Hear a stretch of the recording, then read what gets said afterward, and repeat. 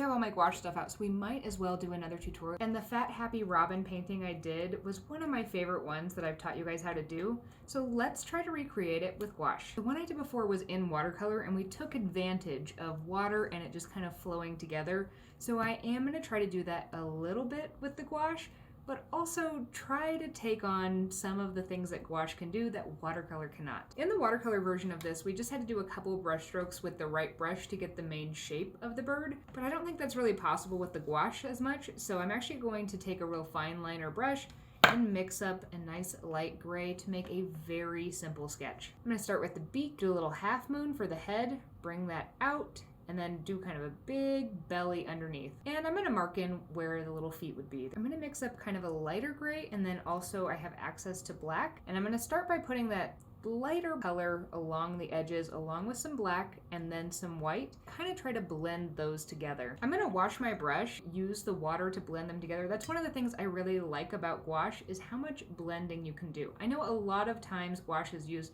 in more poster board fashion, where you just mix up one color and then you use that color across an entire space, but that's not how I want to work with it. I kind of want to think of this as like the oil paint of watercolor. Come over to the belly and I'm going to put down some yellow and some red. And again, I'm taking a lot of water in my brush to kind of maneuver those colors together. I'm using some white to help blend these colors together in the middle. Let's be real, this isn't a real bird, it's just inspired by a robin. Fill in that black beak, and then I'm actually going to fill a brush with some reds or yellows, also with some black on the backside, and just make little doot doot doot marks. I want to give this a little more texture than watercolor could provide. I want to add a few strokes of white to kind of show some of the highlights, but everything's a little bit wet, so I'm going to make it dry, but just a little bit.